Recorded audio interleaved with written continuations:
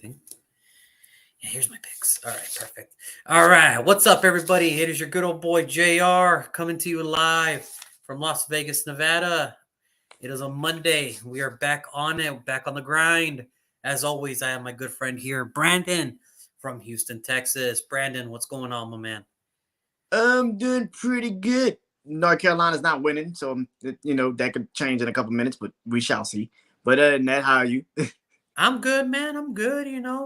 I know the final matchup is adding up right now, but we're here doing this, so I know you'll keep us updated. I know you will. You NC Definitely. boy. Yeah, we'll see. We'll see.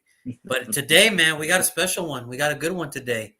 It is the Cleveland Browns, or I'm sorry, it is the Browns, but the Texans are going to make the selection, is what I meant to say. I was getting a little ahead of myself. That's why they call it Mondays. You get to make mistakes today and fix it up throughout the week. It's okay. But today we're going to talk about the Browns, about their season, how it went from Super Bowl hopefuls to what the hell was that? The hell did I just see? Okay.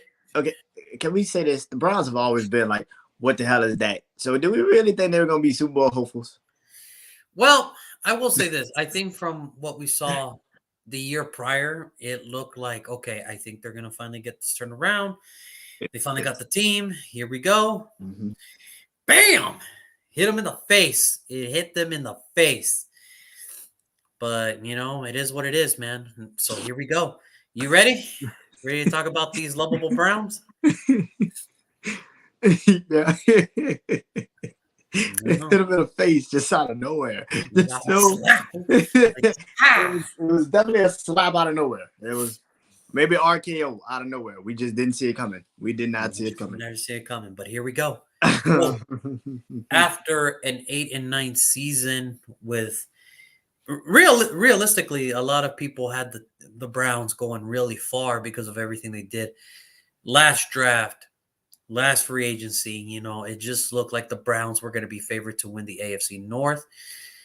If I remember correctly, I think we both had them at second, and we had the Ravens coming at first, and we had Cincinnati coming in dead last. That is definitely. Boy, how wrong were we? I know, right? We were. Not only did we have that all messed up, Cincinnati came in first and Pittsburgh came second. Who the hell would have thought that? Yeah, like, who saw the Cincinnati Bengals taking that division anyway? After 8-9 season, Joe Burrow, Joe Cool, man. But after an 8-9 season with the 20th offense and the 13th defense, it just did not go their way. One, for a lot of reasons. One is just the hinderness of Baker Mayfield, and I say that with all due respect. It was just. I do not. You sucked, Baker. You sucked. You actually made Odell Beckham. We questioned Odell Beckham because of you. There's no way in hell we need to ever give you a chance to be a starting quarterback ever again. That is no way in hell. We literally questioned Odell Beckham's talent because of Baker Mayfield. Man, Brandon's coming out with a cannon on a Monday. Holy crap. But it is what it is. It was an 8-9 season, and, we could blame it on a lot of things. We could blame it on injuries. We could blame it on inconsistencies, but it's just truly what it was. It was just Baker's injuries and the inconsistency of him as well. Again, here we go again. Okay, so I have to ask, because I know he was hurt. But was he hurt before the season? No, he got hurt during the season, and it was just, one of those things where, here we go again. We questioned Baker Mayfield. Was he the right selection? And we talked about this before, on draft night, when they made that selection, it came down to two people for that number 1 overall pick. Cleveland was either going to go, and this has already been reported by ESPN, and everybody, you can check it out. They were either going to go Baker Mayfield or Josh Allen at number 1. Yeah, I know. How crazy it would have been if Josh Allen would have had that team out the gate. How much better? How much better do you think the Browns would have been with Josh Allen under center? Are we looking at Super Bowl hopefuls at that point? I mean, listen, I would say it'd be a three-headed race, and now probably a two-headed race. Um, because of Patrick Mahomes in Kansas City at the time, and then you still had Tom Brady and the Patriots, but then you would have had Cleveland with Odell and Kareem Hunt and Nick Chubb and Jarvis Landry. Because Even the remember, Joe everybody Flacco. thought at that time Saquon was going to go number one, but then about like 6 hours prior to the draft, somebody let the cat out of the bag that Cleveland was going to go quarterback, and it was like, oh crap, here we go. Who are they taking? What's going to happen? Yeah, they did Mike, not like. what's going Yeah, on, my man? there was something about Sam Darnold they did not like. I don't know what it was. Maybe now we know why they didn't like Sam Darnold, because everybody's like, well, Sam Darnold is clearly the best quarterback in the draft, and that clearly was wrong. That That was was that was terrible. so wrong. Yeah.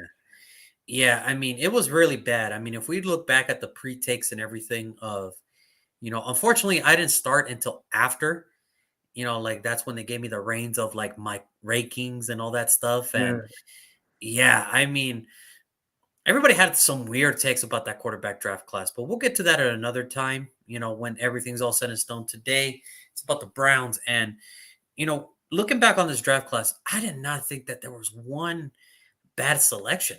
I really didn't think there was one bad selection. I mean, at pick 26, you took Greg Newsome, who got overshadowed by the three other corners. And even then, he looks like a starting cornerback in the NFL. 37 tackles, 9 pass deflections. Did not give up a touchdown. I mean, that's great. But he got overshadowed by the other ones and on his own team. With Denzel Ward, the Pro Bowler, and Greedy Williams, he got overshadowed. And, it's just going to come a matter of time where people are going to know about this man. So I didn't think that was a bad pick. I loved the pick. I thought it was a great pick by Cleveland. He was tagged as the third best cornerback of the draft last year, and he went to a team that didn't really need him, but he could learn a lot from him. So Yeah. that was a pretty good pick. Now, second rounder, you might as well just put him another first round pick in the second round. Jeremiah Owuzu Koromoa, the linebacker out of Notre Dame. The only problem with him was everybody thought he was too skinny and too light. I don't know about that anymore. I mean, there was at one point he was getting Defensive Rookie of the Year votes. Like, he was in that. If Michael Park, like, again, he was up there. He was getting up there. And 76 tackles, 2 sacks, 2 forced fumbles, and 4 pass deflections. Hey, man. And that's after the injury. Hey, man. That's a win. That's a great pickup by Cleveland. Then we get to their third round pick, Anthony Schwartz, the wide receiver out of Auburn. The fun, lovable little wide receiver, made that joke about Alabama after they beat them in the Iron Bowl and everything. But again, his season was cut short, unfortunately. 10 receptions, 135 yards, 1 touchdown. I mean, he was doing his thing right before he got hurt. Fourth round, pick 110, James Hudson, offensive tackle out of Cincinnati. I mean, he's your, going to be a blocker on special teams, but you need those guys. You need those big, ugly dudes up front. So that's a great pickup again. Fourth round, pick 132, Tomi Tugisasi, the defensive tackle out of Ohio State. Rotational man, 16 tackles, 1 sack. Stop the run. That's what you asked him to do. He did it. Tony Fields, the linebacker out of West Virginia. Wasn't going to be anything spectacular. He's a speedy linebacker, and they thought they were going to use him for special teams. Only 4 tackles on the year, but he was there. Same thing with their other fifth rounder. Richard LeConte, the safety out of Georgia. Same thing. Special team safety, speedster safety out of Georgia. 3 tackles. Special teams ace. That's all you can ask for. And then you got Demetric Felton, who had to come and fill the role for Anthony Schwartz after he went down, and he did just as well for a 6th rounder. 18 receptions, 181 yards, and 2 touchdowns. But by that point, it was going to be very hard to get sacks because Cleveland was kind of going downhill. There was no need for him on the offense. But even then, to get 10 yards a catch and to get 2 touchdowns, hey, look, for a 6th rounder, that's all you can hope for, is hope for the best, and they got him. Now, this Browns team, after their last free agency haul, their draft, which was graded really high. I mean, I think there was like a bunch of A pluses all around the board. And the fact that they finished 8 and 9. I'm just going to ask you, Brandon, is this more Baker or is this more Cleveland office? Who's to blame for this star-studded team not getting to where they needed to go? Well, when you just said the draft picks that they just had, it's all Baker. There's no way in hell like you go around that. That's all Baker. Like I cannot, with the names you just read off, that is like there's no way in hell you cannot get that team over the hump. Now I'm gonna give them some slack. It is the AFC North. We know that those games are always brutal. I totally agree, but again, it's like yesterday. We talked about the Minnesota Vikings.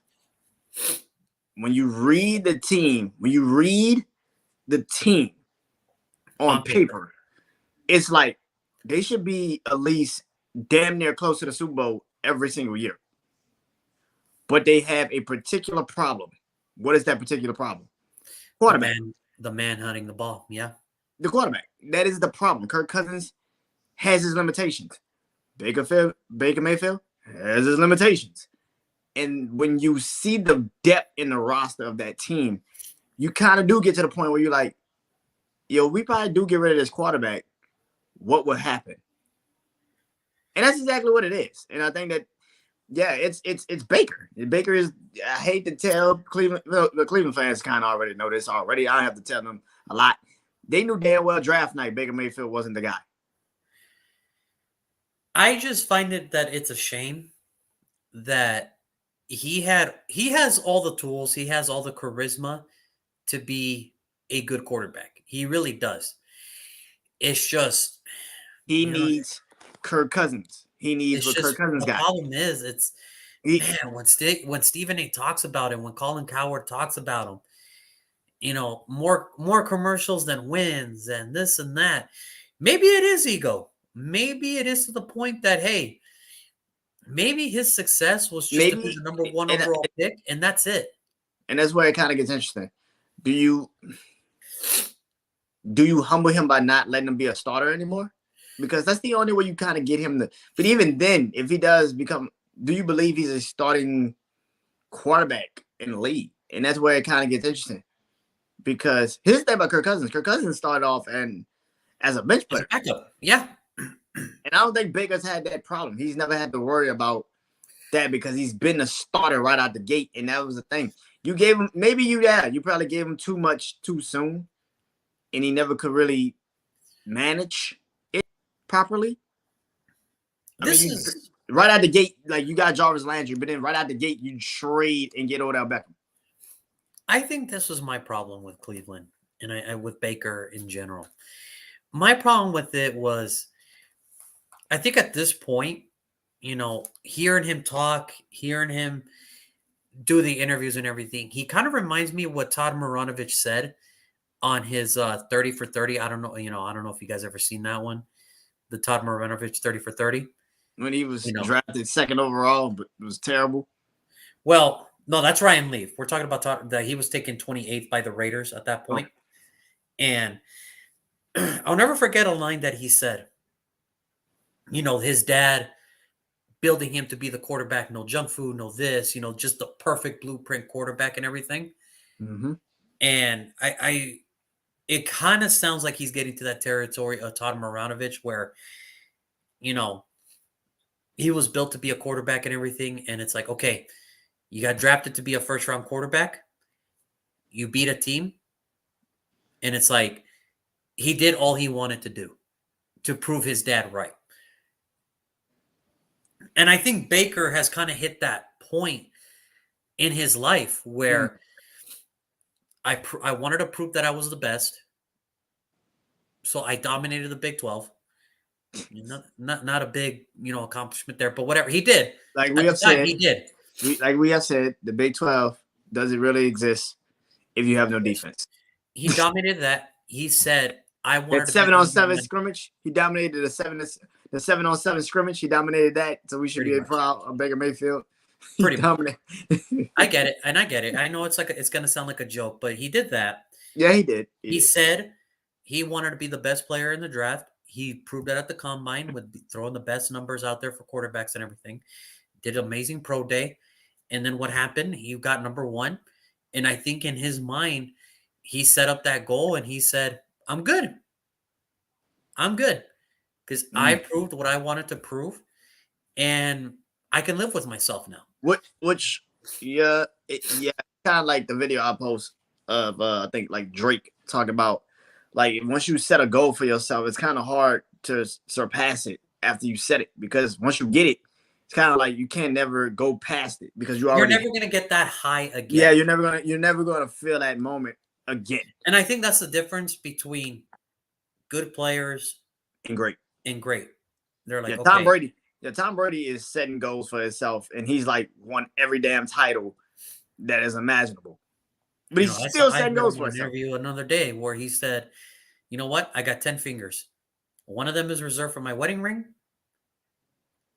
I need 8 more, or I got 7. I need 1 more. To fill up my hand. I need 1 more to fill up, or I need 2 more to fill up my whole hand." And I'm like, "Damn, this guy's for real." And Tom, if that's true, you're not going to get them because I need you to know the Saints are coming. But then, there was the question, and I think it was the question of everybody, the unforgettable breakup between him and Odell, the Browns and the Odell Beckham Jr. His dad, I mean, I want people to understand how far it got.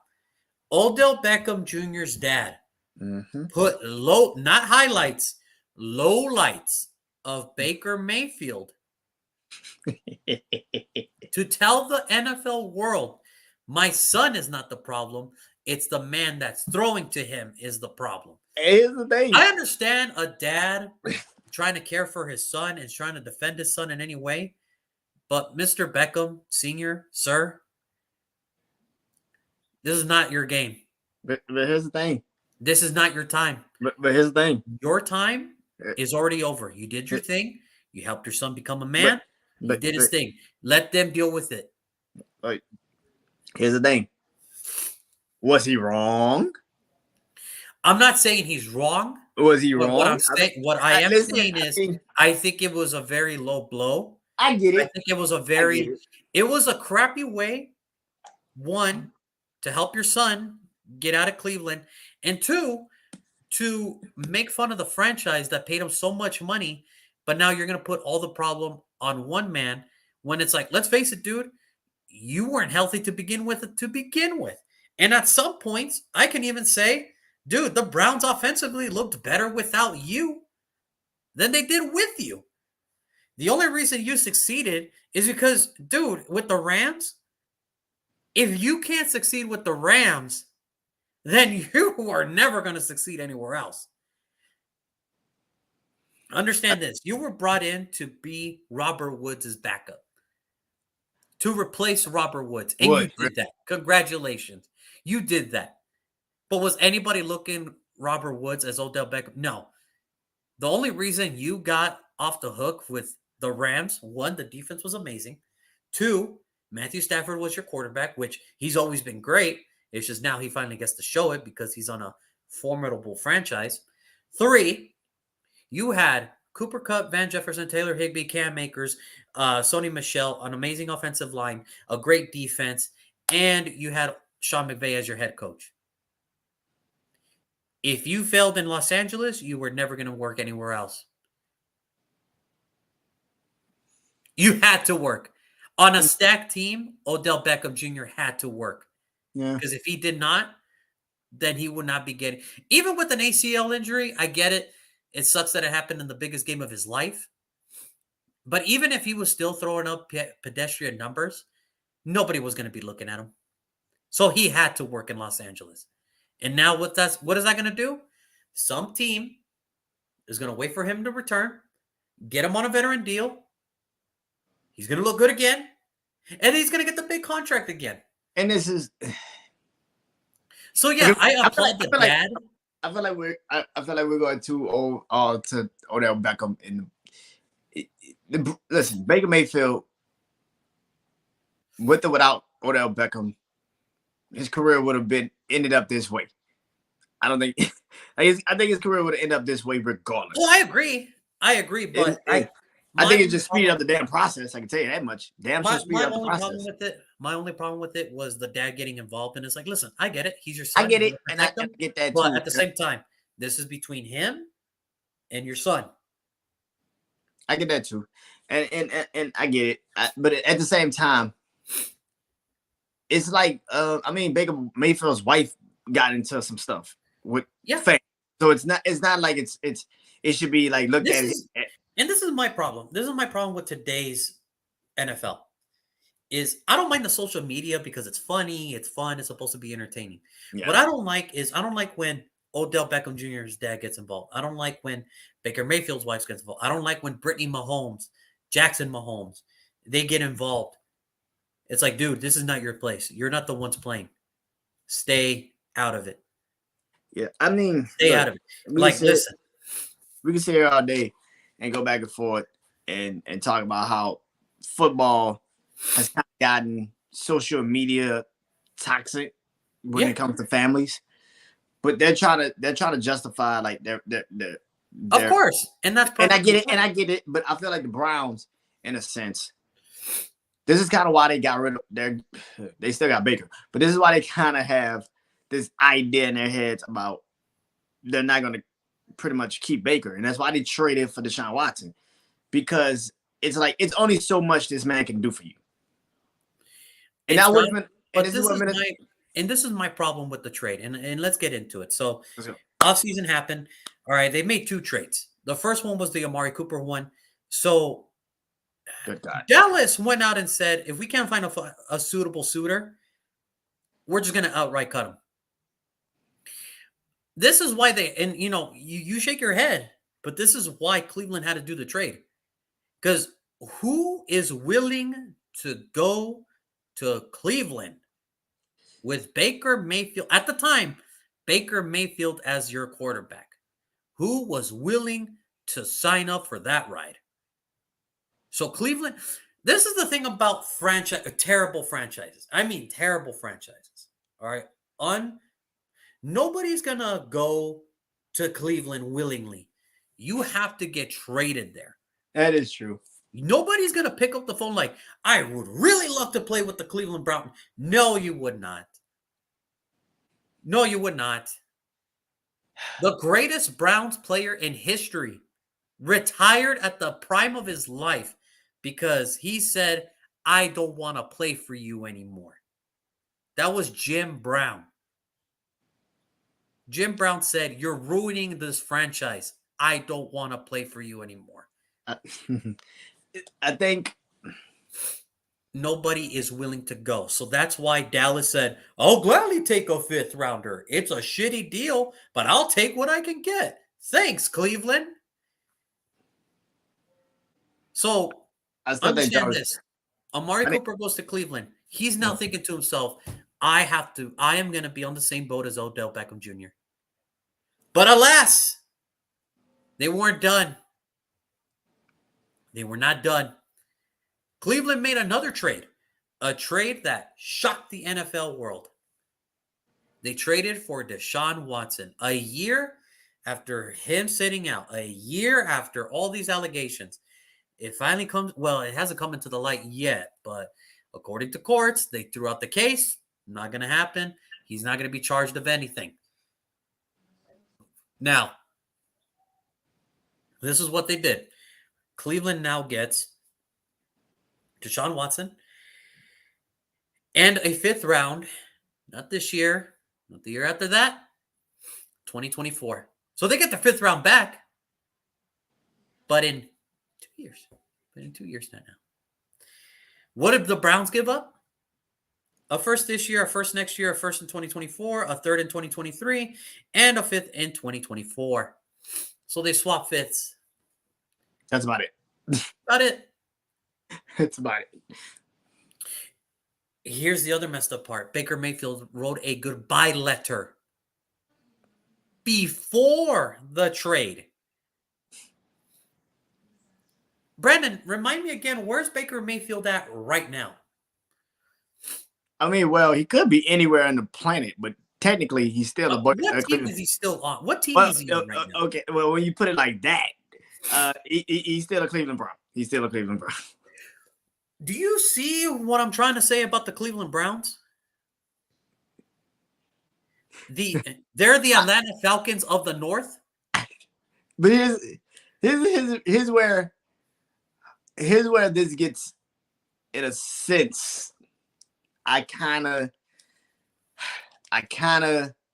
understand why Baker's still a freaking Cleveland Brown, because it's just like we just said. He put too much hype on himself.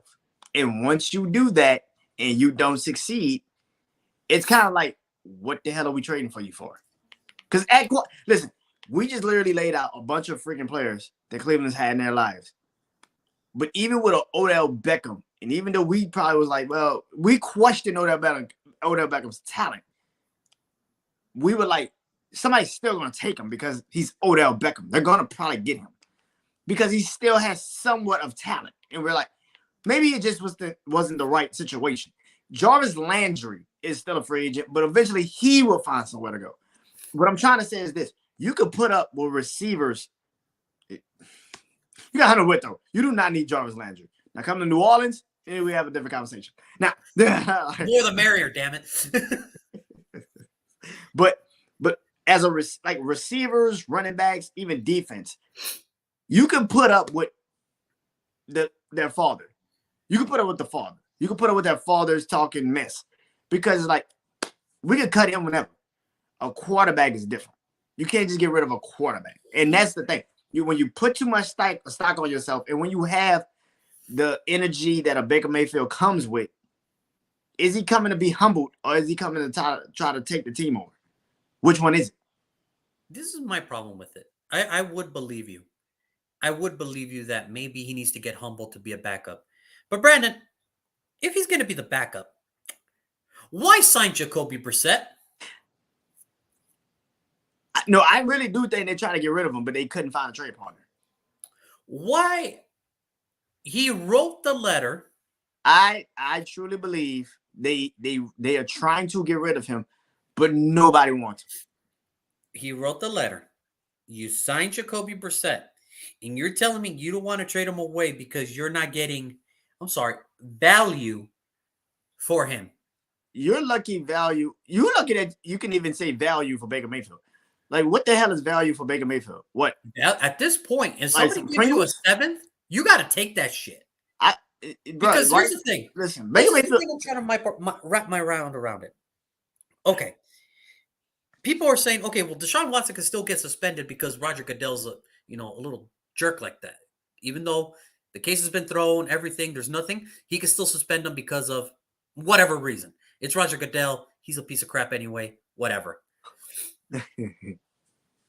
and right, Mike, Cleveland has said that they are prepared to go into the season with Baker on the roster. The problem with I'm trying to wrap my hand is if you're willing to take him, if you're willing to pick, if you're willing to get Deshaun Watson, and you know he could be suspended, that's fine. Why in the hell, if you say, well, we still have faith in Baker, why in the hell get Jacoby Brissett? Because at this point, for Baker, why show up to training camp? You already know what you are. You are a camp arm. They don't want you anymore. And here's the messed up part. You said, I want to go to Indy. Indy said no. I don't mind going to Seattle. He said he'd rather go to Seattle. And Seattle said, no, I'd rather roll with Drew Lock. This is where I come into Cleveland. Cleveland, you have 3 quarterbacks on your roster, which, by the way, a lot of these teams around the NFL would love that quarterback room. Different circumstances, but they would love the quarterback room. But this is the problem with Cleveland. If I'm Deshaun Watson, I have to worry about, am I going to get suspended? That's something you have to find out right away. That's something he has to find out right away. If I'm Jacoby Brissett, it's like, dude, you're only bringing me in to be the backup. And rightfully so, he'll take that job because it's like, oh, I got to be back up to Deshaun Watson. I'm good. I'm good. But if I'm Baker, no, I'm good. I'm good. Baker to Las Vegas, I'm good. I'll show him to Jones and Craig. And for the people that live in Vegas, I will show him to Craig and Jones. Ditch his ass on D Street, and may God have mercy on his soul. Okay. Anyway, I'm good. I'm good. Here's the thing with Baker. This is the thing I'm not understanding with the Browns in general. You do this trade with Houston. You do this knowingly that Baker's still on the roster. Why? Because you're not getting value for him. You're lucky to get anything at all for any player at any moment. You were lucky to get Amari Cooper for a fifth, but Dallas was so desperate to get that money off the books. You said, fuck it, I'll give you a fifth. Like, really? Okay. What if they actually told Houston you could take Baker Mayfield, and Houston was like, "Nah, we good." Like, understand this, Baker. Understand this, Cleveland. Seattle's going to stick with Drew Lock for now. Houston's going to stick with David Mills. Indianapolis has no quarterback, and they're going to go with that. Atlanta said, I'd rather have Marcus Mariota. Understand this, Cleveland. Why are you keeping a man that's going to hit free agency next year? Regardless. Why are you so hell-bent on keeping him? Because this is the one time you have a chance to get extra picks, which you desperately need, because you gave up the whole load for Deshaun Watson. You want to recoup some picks, and you say, nah. And put it this way. I don't even think you're not even going to finish third. I still think Mitchell Trubisky could lead the Steelers to the freaking playoffs. Damn. Before Baker Mayfield. If Deshaun Watson if you told me right now, Deshaun Watson gets suspended for a year, and right now the quarterbacks are Mitchell Trubisky and Baker Mayfield, who do I believe in more to lead their team into the playoffs? I'm going to go with Mitchell freaking Trubisky. But here's the thing. I don't think Baker Mayfield's going to be the starting quarterback if Deshaun Watson gets suspended. That's where I have a problem with. It's like you're going to keep a third-string quarterback on your roster. Yeah, I don't think they keep. I don't think he's a starter. Here's the thing about it. He doesn't. Here in his mind. Here's the thing. Which, by the way, did they even get rid of Case Keenum? Because I don't think they got rid of Case Keenum. He's out. He's gone. Oh shit! Well, yeah. I checked the depth chart. They updated it. It looks like he's gone. Now that makes sign Jacoby Brissett and if Case Keenum was still on the roster, it's like, dude. Here's the thing about it, and I get it, Mike. Sending a message to Baker, letting him know that nobody wants him. Of course, nobody wants him. I think the NFL. I think the message. All 31. Here's the thing. The message would be loud and clear once you released him, and he just didn't get picked up. You're like, nobody wants me? You're free. You have no other alternative but to just be there. And here's the thing about it. This dude cannot be picked up next year if he gets let go. And here's the thing. He would still have enough money to live off that for the rest of his freaking life. That right there, my friends. This is now where I get to say it. Baker Mayfield, out of all the years I've watched the draft, is the fourth worst bust in the history of me watching the draft. Good God, fourth. Oh, I've seen others. I got like two, maybe three, maybe. That's what I'm saying. He'll be the fourth. I got all quarterbacks. I got three others. It's like they're all quarterbacks. No. What the one of for them? For me. No, one of them is actually a defensive lineman. But we'll get into that later. We'll get into Mario Williams? No, Jadeveon Clowney. Yeah, for what he was supposed to be. Yeah, he's the fourth worst. And here's the thing. Baker Mayfield is to the point now where, one, take your money, go home, and say that you were the number one overall pick. You accomplished your goal. You did it. Congratulations. But now we know you were a bust, dude. For me, it's like Jamarcus Russell, Vince Well, Deion Jordan was actually number 3, so I can't say number. We're talking about just number 1 overall. Deion Jordan was number 3, I believe. I think, and I even think Miami traded up to go get him. I think, Which is stupid.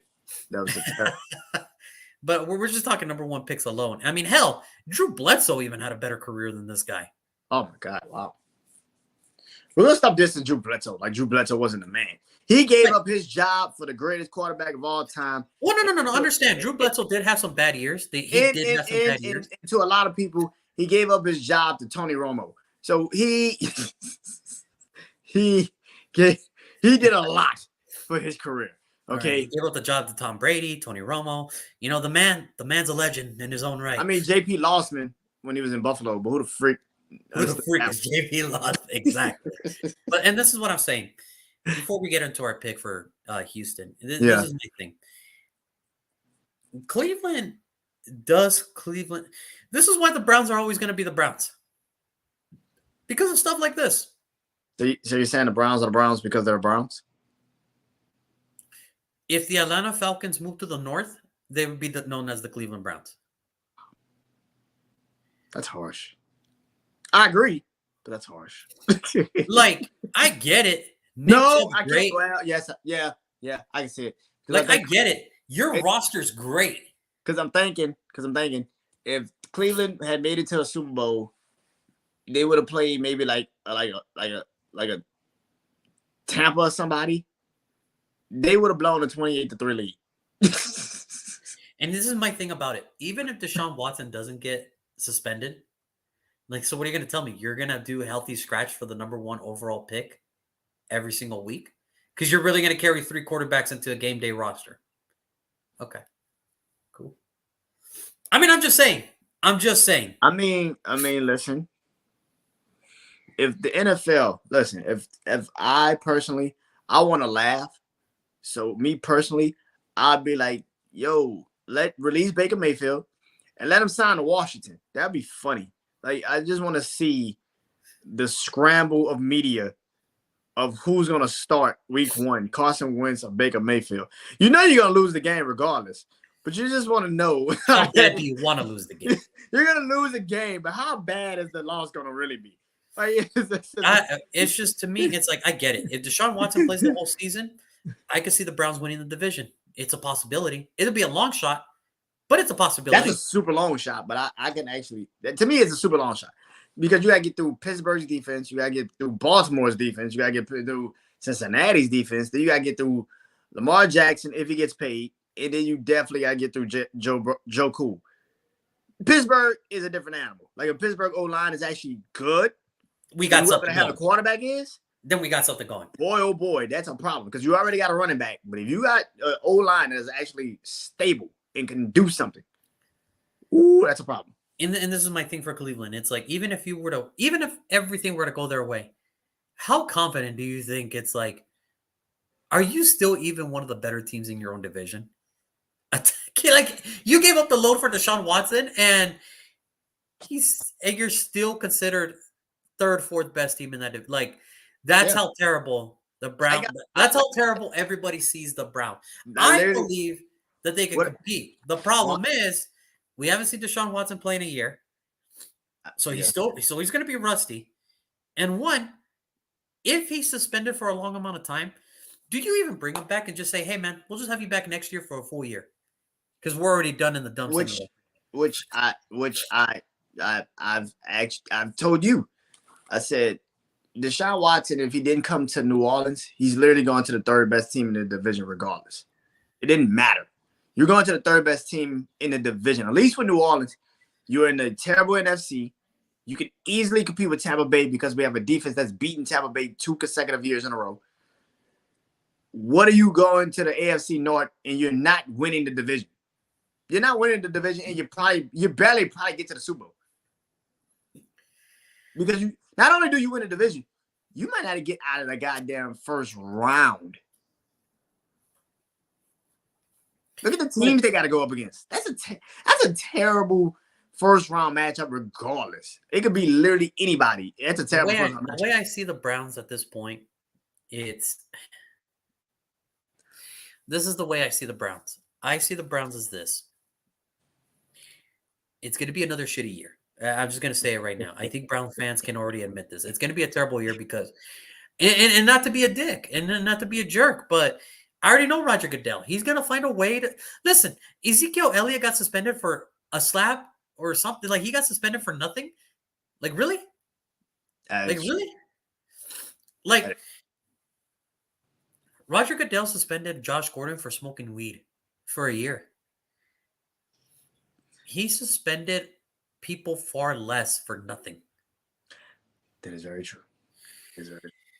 Roger, even if the courts say, "Hey, man, there is no evidence and there's nothing," Deshawn Watson is an innocent man. Roger Goodell could be like, "Yeah, 6 games for being innocent."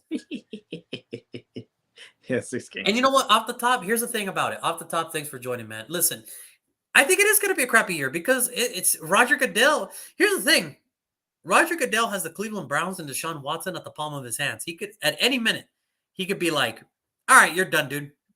Take 6 games off." Then it's like, "Oh crap, I got to go to Jacoby Brissett or Baker Mayfield." And in that division, you do not want a crappy quarterback. I don't care how good that defense is. You do not want a crappy quarterback in that division. Yeah. Ask the Ravens when ask Raven fans when Lamar Jackson went down with injury.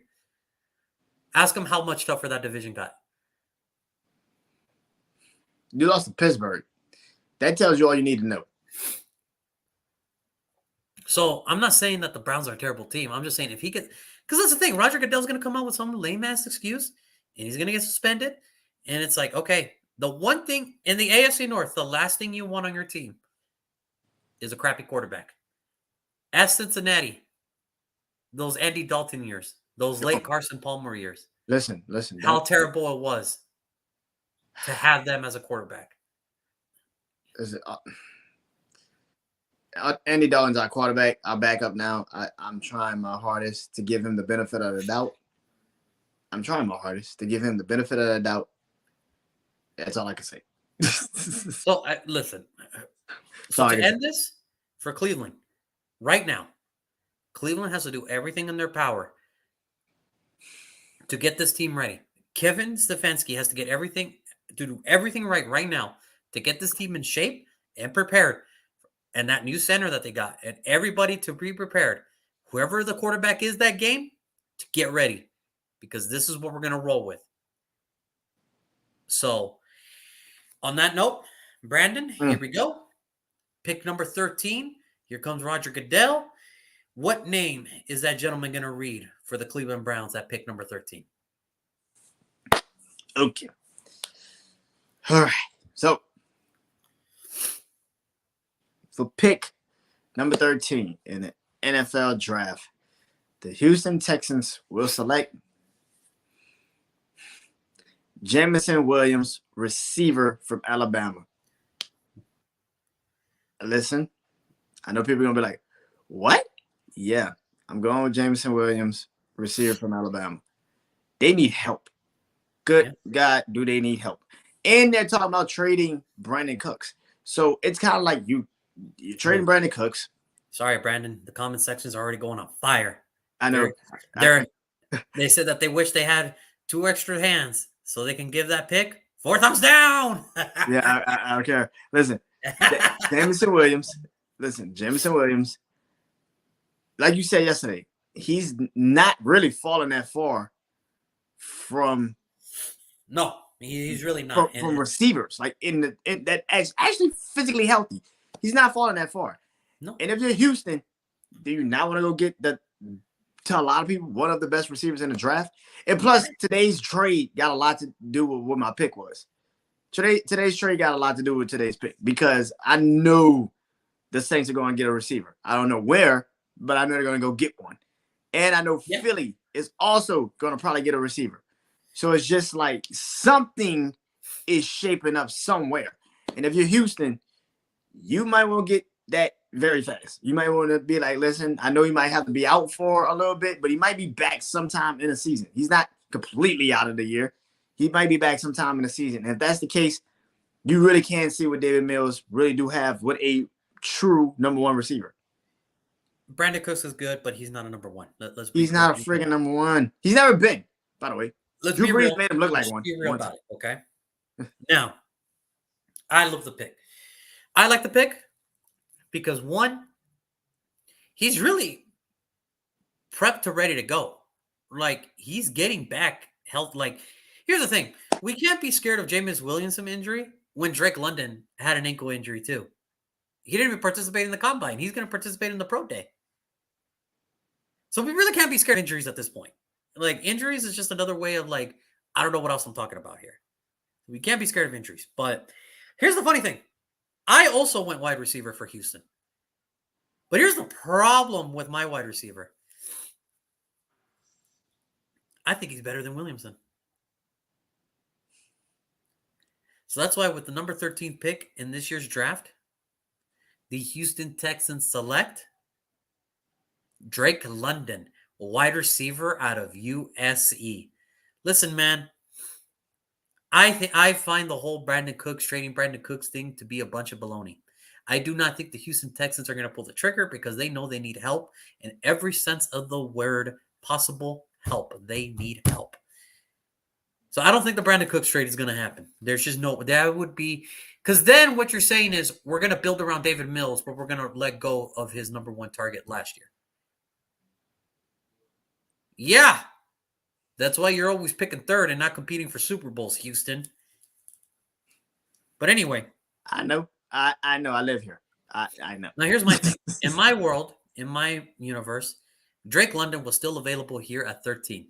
Yeah. Now, of course, I could have gone Chris Olave. I could have gone Williams. I could have gone Williamson. I could have gone Treylon Burks. I could have gone, any other direction. But Drake London is there, dude. Mm-hmm. And here's the thing about it. Houston never had a problem getting into the red zone. They didn't. They just had a problem scoring. What better target than the biggest red zone target you could possibly get in this draft in Drake London? 6'4", 220 pounds. Second team all Pac-12 in 2020. First team all Pac-12 in 2021. Pac-12 Offensive Player of the Year in 2021. And now I mentioned he didn't do the combine because he's he got injured. That ankle injury kind of hurt him and everything. But the dude can play.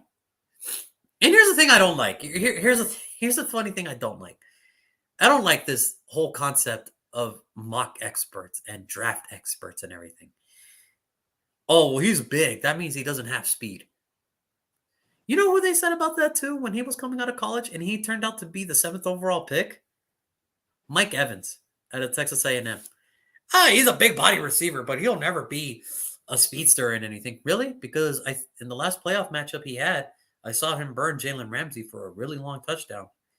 I mean, that's. And I know Jalen Ramsey's faster than that guy. So you're telling me that. You're telling me that really? Okay. Cool. I mean, I didn't know that 4.49 was slow nowadays. I really didn't know. But anyway, you give David Mills, Drake London, keep Brandon Cooks. Belvin Jordan's going to be there. That offensive line is somewhat set. Let's see. Let's see. At that point, you have to try. You have to try to see what he's got. And that's where, okay, and that's a good pick. I'm not gonna lie. That's a really good pick. But in my world of the draft, Drake London's already gone. He's in New York with the Jets. Zach Wilson, you got your guy. You're good. This is why I went with Jameson Williams because he is still there. And if you can actually get what everybody has perceived to be either one or two in the mindset of a receiver, would you not get him? And plus, like I said, it's not like he slid off the receiver board, even with his injury. He's still playing it where he is. And it's kind of like, that tells you a lot because they're really like, we can't really see a better receiver than him. Even with a torn ACL, it's like, that's a problem. That's something. That tells you a lot about how good this kid is. He'll be back. I have no doubt in my mind that I think he will be back before training camp is over. Like midway through training camp, I could see him kind of ramping back up. I don't think he plays the early games, but I can see him coming back in the next quarter. I could see him like game 5, game 6, I would say I don't know what Houston's bye week is because the schedule hasn't really came out. But Yeah. as soon as the Let's bye say week, the bye week is early for Houston. Let's say if it's week 4, I suggest by week 5 he's out there ready to go. yeah, I like it's only so long you can hold him. But I think Jameson Williams, with a Brandon Cooks in a sense, if he does stay, I think that Jameson Williams will do damage in Houston, with or without David Mills. Yeah, I agree. No, I agree. I agree completely. It's just, you Houston saying all the right things. I want to see what David Mills has. I want to see what David Mills has. Well, it's going to be pretty hard to see what he has if you don't really build around him. And listen, my thing with Houston is this: it's not the fact that they couldn't get it. They had no problem going up and down the field. The problem was scoring. They didn't have a lot of scoring opportunities. And that's why I think Jameson Williams kind of comes in a little bit, because Brandon Cooks had to probably do punt return, and he probably had to do receiver. Yeah. So I think Jameson Williams kind of spells a little bit of sense into the way Houston wants to play the game. I think they can get there, and then it's like, okay, there's not a lot of guys that can cover a 6'4" wide receiver in the end zone. You might as well try what you got on an end zone wide receiver, which you can do other things too. But my thing is, he's a good wide receiver. It's just because they're tall doesn't mean that they're not fast. And just because they're tiny doesn't mean that they're fast. It's just a misconception. You see with your eyes. And here's what I saw with Drake London. I saw a dude that can beat off the man press. I saw a dude that knows how to run a route. And that's going to give you the tough contested catches. Yeah. So again, what's the problem? Yeah. I mean, listen, like I said, I pick him with the number 10 pick for the Jets. So I have no problems with the man. So we'll see. We'll see. So for Cleveland, figure it out, because figure it out, Cleveland. That's all I can say. For Cleveland, just not screw yourself up too bad. Just don't try too hard. Don't think too hard. Okay. That's all I got. Okay. That's all I got for the. Yeah. But that is going to do it for today's episode. I want to thank everybody that did tune in here on Instagram Live, Off the Top Media. Everybody, thank you so much. Mike, it's always a pleasure to see you here supporting the group as always. Tomorrow, we have a fun one, and we might have a special guest, the Ravens. Oh, yeah. You know who's coming. I see that smile. You already know who's going to be on here. You already know. Look at that. Look at that smile. The Ravens are on the clock, and the Ravens are realistically, in every sort of sense of the word, they're running out of time. They're really running out of time here. For one, their window of opportunity because of the youngsters and the health of this team, and two, the Lamar Jackson contract. Is he going to sign this year? Is he going to hold out? What's the dilemma? Why don't they want to pay him? He's already won an MVP. What's the problem? I don't know. Do they not trust him? Do they not want him? Is there something going on behind the scenes that we don't know about? We don't know. So that's why we're going to bring in a good guest, Smash, if he's available tomorrow. I hope he is. Maybe he'll shed some light into this whole Ravens dilemma. But until then, I have been JR. Thank you so much for tuning in. Brandon, it's always awesome to talk to you. I will see you tomorrow. Everybody, same time tomorrow. Have a wonderful night. Peace out, everybody.